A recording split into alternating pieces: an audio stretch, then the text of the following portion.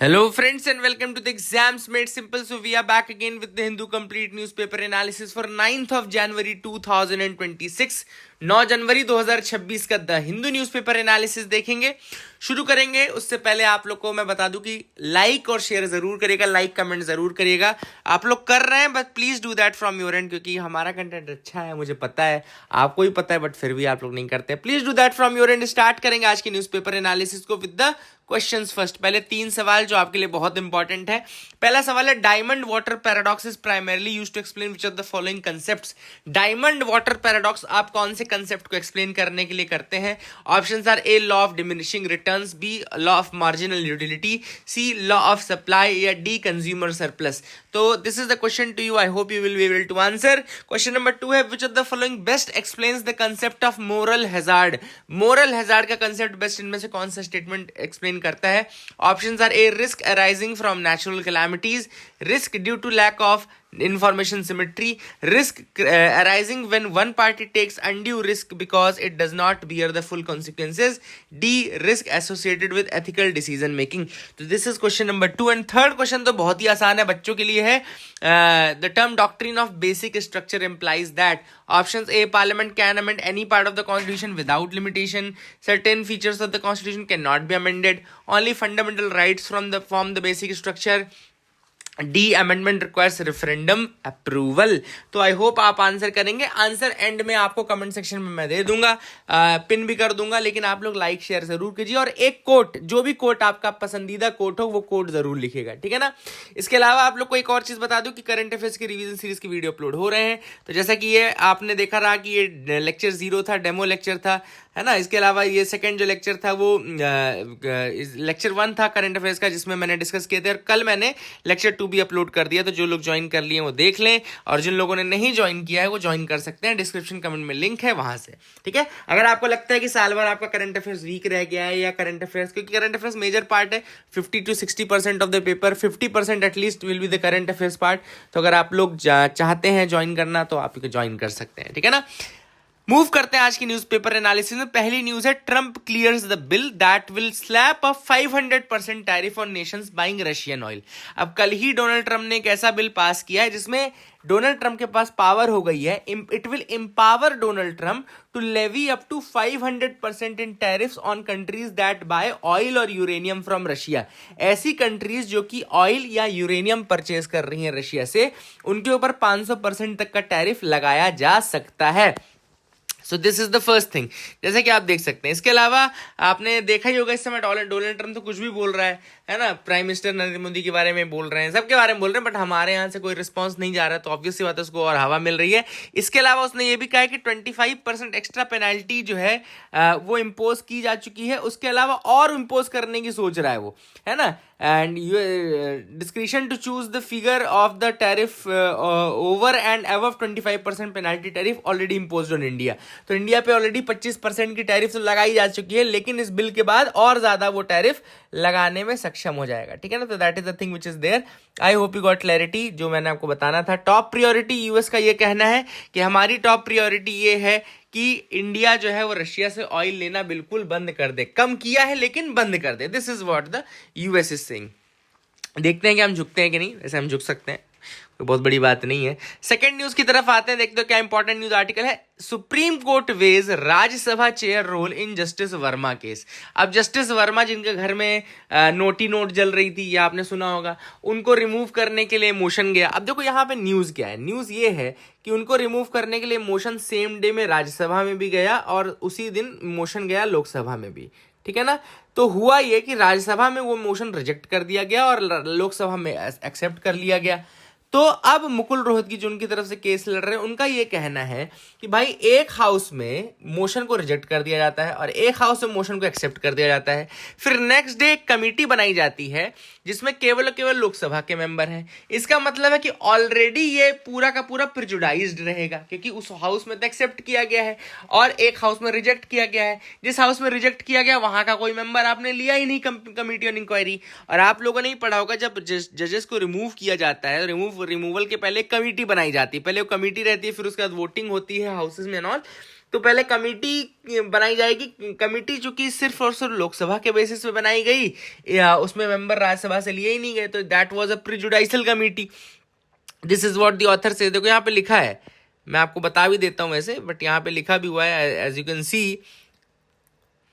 हाँ, the first proviso of section 3(2) of the act mandates that both houses had to admit notices of motion given on the same day, and a committee was to be formed jointly by the chairman and the speaker in such cases.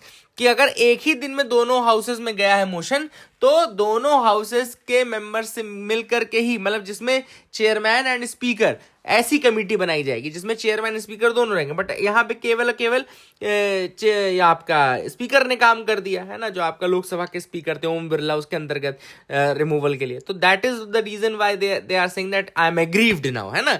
इसके अलावा आपको मैं इसमें दो चीजें और बता दूं कि जजेस के रिमूवल के रिगार्डिंग एक आर्टिकल आपको याद रखना है, 124 का सबसेक्शन 4। 124 का सबसेक्शन 4 कह रहा है, देखो, अ जज of supreme court shall not be removed from his office except by an order of the president passed after an address by each house of the parliament, supported by a majority of the total membership of that house and a majority of not less than 2/3 of the members of that house present and voting. Voting has been presented to the president in the same session for such removal on the ground of proved misbehavior and incapacity. यानी कि 124 का subsection 4 जो है वो एक जज के removal की प्रोसेस बताता है, जिसको हम इम्पीचमेंट भी कहते हैं। और याद रखना, उनके रिमूवल का एक ही ग्राउंड है, proved misbehaviour and incapacity. Proved misbehaviour and incapacity, जैसे कि लास्ट लाइन में लिखा हुआ है। और इसका मोशन आता है, मोशन के बाद इसमें कमेटी बनती है। एक्चुअली ये रिमूवल ऑफ जजेस के लिए भी एक अलग से एक्ट है 1968 में जो बना था, उसके बेसिस में फिर उसमें प्रोसेस पूरी उसमें लिखी हुई है कि कमेटी बनेगी, कमेटी के पास जाएगा। तो उसी के सेक्शन, अभी जो हम सेक्शन डिस्कस कर रहे थे ना, कि अगर लोकसभा और राज्यसभा दोनों में वो मोशन आता है तो फिर आपको पहले दोनों की जॉइंट कमेटी बनानी चाहिए। तो देखो वही चीज यहाँ पे ये उसी एक्ट का है। The first provision of section 3(2) of the act mandated that both houses had to admit notice of motion given on the same day and a committee was to be formed jointly by the chairman and speaker, है ना। तो चूंकि इसमें chairman included नहीं था, इसलिए aggrieved हो गए अब जस्टिस वर्मा। तो देखते हैं आगे क्या होता है, बट ये इंपॉर्टेंट याद रखना, 124 का सबसेक्शन 4। और यही चीज हाई कोर्ट के केस में आर्टिकल 217 है, 217 आर्टिकल 217, तो ये भी आप याद रखिएगा, ठीक है ना। आगे मूव करते हैं। Government seeks feedback on draft bill to regulate pesticides, promote safe and effective use. तो यहाँ पे यूनियन एग्रीकल्चर मिनिस्ट्री ने इनवाइट किया है पब्लिक कमेंट्स को on the draft of pesticide management bill. Pesticides management bill जो कि रिपील करेगा insecticides act of 1968। Insecticides act 1968 का था, उसको रिमूव करने के लिए पेस्टिसाइड्स मैनेजमेंट बिल लाया जा रहा है। एंड इस बिल में क्या है, basically the bill aims to minimise risk to human life, human beings, animals, living organisms other than pests and environment. मतलब पेस्टिसाइड के यूज से ह्यूमन बीइंग, दूसरे एनिमल्स और पेस्ट को छोड़ करके बाकी किसी को नुकसान ना हो, इसके लिए बेसिकली वो कोशिश की जा रही कि बायोलॉजिकल पेस्टिसाइड्स या फिर ऐसे पेस्टिसाइड्स जो कि ट्रेडिशनल नॉलेज से बने हो, जो पुराने टाइम में हमारे ट्रेडिशनल नॉलेज से बने हो, नीम वीम के पत्ते से बने हो, ऐसे पेस्टिसाइड, है ना। इसके अलावा पेस्टिसाइड को डिफाइन किया गया है एज अ सब्सटेंस और mixture of substance including a formulation of chemical और biological origin intended to prevent, destroy, attack, repel, mitigate और control any pest in agriculture industry और पेस्ट कंट्रोल ऑपरेशंस, ठीक है ना। तो बेसिकली पेस्ट कंट्रोल के लिए ही यूज किया जाएगा पेस्टिसाइड्स का, और किसी के ऊपर इंपैक्ट नहीं पड़ना चाहिए। And the definition includes any substance intended for use as a plant growth regulator, defoliant, desiccant, fruit thinning agent or sprouting inhibitor, and also any substance applied to crops either before or after to protect them from deterioration during storage and transportation। ये सारी चीजें pesticides के अंदर आ जाएगी, है ना। चाहे आप स्टोरेज के पहले कोई चीज मिला रहे हो, स्टोरेज के बाद डेसिकेंट के रूप में मिला रहे हो, डिफोलिएंट के रूप में मिला रहे हो, ये सारी चीजें पेस्टिसाइड्स के डेफिनेशन में कवर की गई हैं। इसके अलावा ड्राफ्ट ये भी कहता है कि सेंट्रल पेस्टिसाइड्स बोर्ड बनाना चाहिए जो कि एडवाइस करेगा सेंट्रल गवर्नमेंट और स्टेट गवर्नमेंट को on scientific and technical matters on administering the proposed act को किस तरीके से कराना है, साइंटिफिक एंड टेक्निकल जो मैटर्स हैं एक्ट के रिलेटेड, उसके लिए एक सेंट्रल पेस्टिसाइड्स बोर्ड बनाया जाएगा that will advise the central government and the state government. Central pesticides board बनाया जाएगा, ठीक है ना। तो that is again a thing which is important. I hope you got clarity regarding that. इसके अलावा ड्राफ्ट बिल के according union government can appoint a registration committee also to make decisions on registration of pesticides. Pesticides के registration के लिए एक registration committee बनाने का भी प्रावधान दिया गया है यूनियन गवर्नमेंट को। यूनियन गवर्नमेंट चाहे तो बना सकती है रजिस्ट्रेशन के लिए, कैंसिलेशन ऑफ रजिस्ट्रेशन, इन सब चीजों के लिए।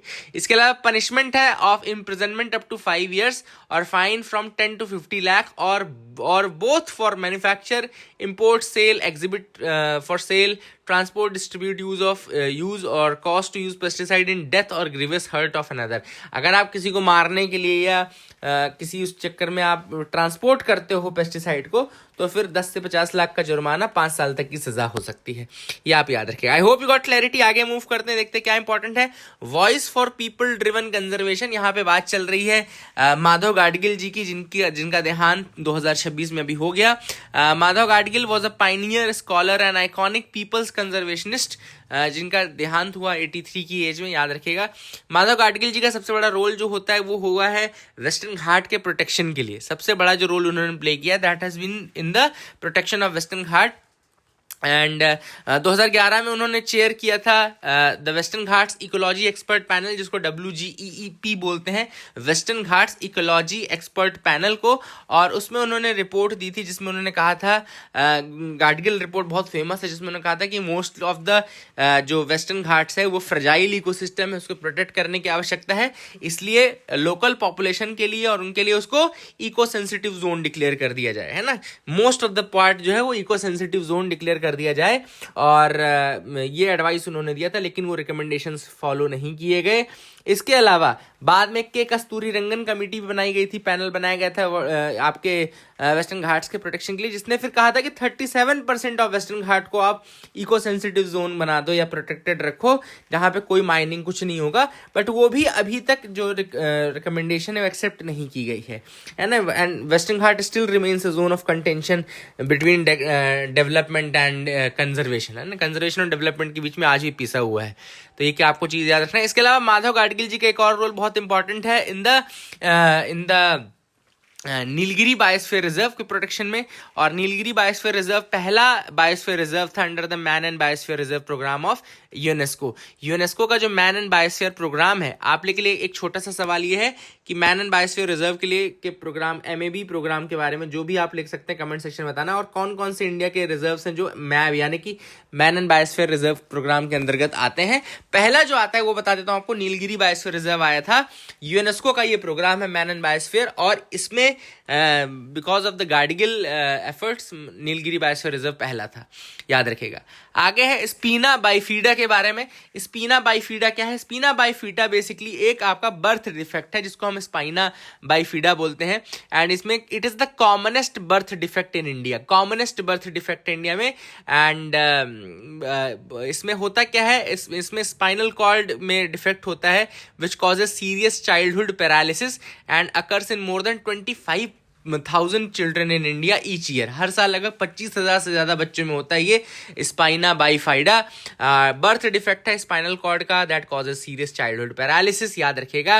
एंड दिक्कत ये है कि ये प्रिवेंटेबल था, इसमें ये प्रिवेंटेबल हुआ करता है। और इसमें केवल और केवल आपको क्या करना है, फॉलिक एसिड जो जब आप कंसीव कर लो तो आपको फॉलिक एसिड का आपको टैबलेट्स लेनी होती हैं, विटामिन फॉलिक एसिड की, और इसके अलावा बी कॉम्प्लेक्स की। It can be prevented by using a B complex vitamin, folic acid and all. तो फॉलिक एसिड और बी कॉम्प्लेक्स का यूज करके प्रोटेक्ट किया जा सकता है, बट बहुत सारे डॉक्टर्स को ही नहीं पता रहता है स्पाइना बाइफाइडा के बारे में, और वो सजेस्ट भी नहीं कर पाते, तो इस कारण से ये बर्थ डिफेक्ट होता है। Hope you got clarity. अगली जो एडिटोरियल है वो है GSDP share as a criteria for central state transfer. तो यहां पर बात चल रही है, कुछ स्टेट्स ने ये कहा है कि भाई हम जितना कंट्रीब्यूट कर रहे हैं टैक्सेशन में, टैक्सेशन में हम जितना कंट्रीब्यूट कर रहे हैं उतने उससे कम हमको रिसीव हो रहा है। मतलब स्टेट्स जो हैं, एक तो जीएसटी के आने के बाद स्टेट्स ने अपनी टैक्स कलेक्शन की ऑटोनॉमी छोड़ दी है ना, ऐसे में जितना टैक्स वो कलेक्ट करके सेंटर को दे रहे हैं उससे कम उनको मिल रहा है because of the share of the finance commission. आप सबको पता है कि 15th फाइनेंस कमीशन की रिकमेंडेशन तक फॉलो हुआ है, 16th फाइनेंस कमीशन के रिकमेंडेशन अभी फॉलो नहीं किए गए हैं। तो 15th फाइनेंस कमीशन जो था उसने कहा था 41% डिवोल्यूशन किया जाएगा, मतलब जितना रेवेन्यू टोटल सेंटर का है उसका 41% वो ट्रांसफर करेंगे टू द स्टेट्स, है ना। अब इसमें क्या दिक्कत होती है, इसमें दिक्कत ये होती है कि बाकी स्टेट्स को मिल जाता है पैसा, लेकिन जो स्टेट्स हाई कलेक्शन वाले स्टेट्स हैं, जो इससे ज्यादा तो वो कलेक्ट करके दे रहे हैं, है ना, तो उनको ज्यादा मिलना चाहिए। फॉर एग्जाम्पल यहाँ पे ऑथर ने एग्जाम्पल लिखा है कि जैसे उत्तर प्रदेश है, उत्तर प्रदेश को लार्जेस्ट शेयर मिलता है, 15% का शेयर मिलता है अगर हम देखें तो।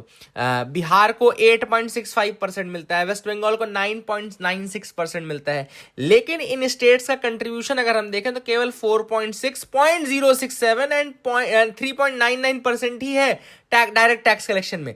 तो अब आप सोचो टैक्स कलेक्शन में आपका केवल इतना परसेंट है, लेकिन आपको रिसीविंग 15% हो रही है। वहीं पे महाराष्ट्र जो कि कंट्रीब्यूट करता है 40% टैक्स कलेक्शन, उसको केवल 6.6% ऑफ द टोटल ट्रांसफर मिलता है। कर्नाटका कलेक्ट करता है लगभग 12.65% ऑफ द टैक्स कलेक्शन और रिसीव केवल 3.9% करता है, ठीक है। तो ये भी काफी इंपॉर्टेंट है। और तमिलनाडु जो कि 7% कलेक्ट करता है उसको केवल 4% मिलता है। तो इन स्टेट्स ने कहा है कि भाई हमको तो उतना मिल ही नहीं रहा जितना हमको करना है। तो यहाँ पे ऑथर ने सजेस्ट किया कि आप ग्रॉस डोमेस्टिक प्रोडक्ट जो है, जीएसडीपी जो है, ग्रॉस स्टेट डोमेस्टिक प्रोडक्ट जो है, उसको आप एक बेसिस बना लो, क्योंकि अभी जीएसटी कलेक्शन में जब भी हम देखेंगे, जीएसटी जब से फॉर्मूला आया ना, तो जीएसडीपी और जीएसटी का जो रेशियो है 0.91% आ रहा है, मतलब कि लगभग 1 के बराबर ही आ रहा है कि जितना जीएसडीपी वो हो रहा है स्टेट का, उतना ही वो जीएसटी कलेक्शन में कंट्रीब्यूट भी कर रहे हैं। तो कुल मिलाकर के आप क्या कर सकते हो ना कि जीएसडीपी को बेसिस बना करके आप सेंटर स्टेट के बीच में शेयर करना शुरू कर दो, ताकि जो स्टेट जितना कंट्रीब्यूट कर रहे हैं एटलीस्ट उतना तो मिलने लगे। तो that is the big thing which author has said. अगला एडिटोरियल है ISRO and the next big challenge. अभी इसरो आप सबको पता है बहुत अच्छा काम कर रहा है, लेकिन उसके चैलेंजेस क्या क्या है। पहला चैलेंज ऑथर ने कहा है कि प्रायोरिटाइजेशन का चैलेंज है। Challenge before ISRO is prioritisation, मतलब कि इतने सारे काम है, उसको नेक्स्ट लेवल का लॉन्च व्हीकल भी बनाना है, एनएलवी जो बोलते हैं, नेक्स्ट लेवल बोलते हैं कि नेक्स्ट लेवल का नेक्स्ट जनरेशन लॉन्च व्हीकल बनाना है, एनजीएलवी जिसको हम बोलते हैं, ठीक है। वहीं पे गगनयान भी करना है, वहीं पे आपका मैंड प्रोजेक्ट जिसको हम बोलते हैं। तो ये सारी चीजें, लेकिन क्या प्रायोरिटाइज करना है फर्स्ट सेकंड, वो बहुत इशू है कि सारे प्रोग्राम एक साथ ही चल रहे हैं, है ना। तो what to prioritise, that is first problem.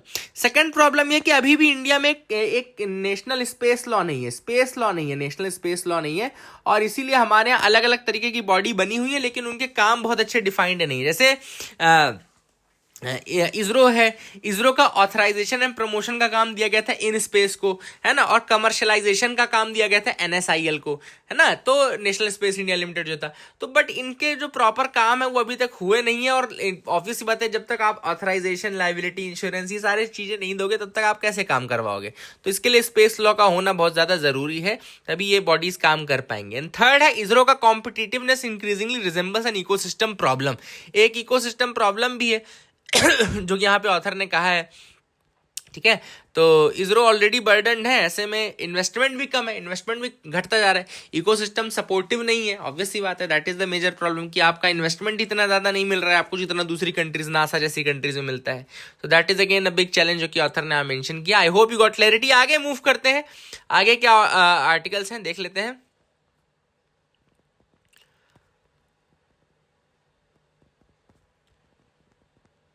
ये तो टैरिफ के ऊपर है, ये नहीं। हाँ, India Europe growing ties can bring stability to global politics. अब एस जयशंकर जी अभी गए हैं वाइमार ट्रायंगल की मीटिंग में। तो वाइमार ट्रायंगल याद रखना एक रीजनल अलायंस है 3 कंट्रीज का, जिसको फ्रांस, जर्मनी और पोलैंड है।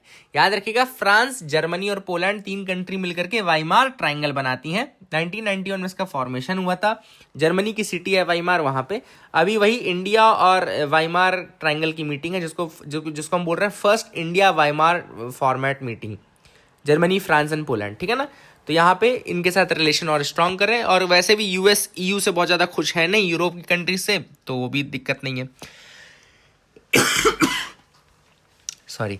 सो that is it for the day friends. I hope you like our video. Please like and subscribe. Answer मैं आपको बता देता हूँ आज के क्वेश्चंस के जो मैंने पूछे थे.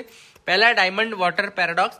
एक्चुअली ये पैराडॉक्स ये बताता है कि क्यों डायमंड महंगा है जबकि डायमंड के बिना तो आप जी सकते हो, और क्यों पानी सस्ता है जबकि पानी के बिना आप जी नहीं सकते.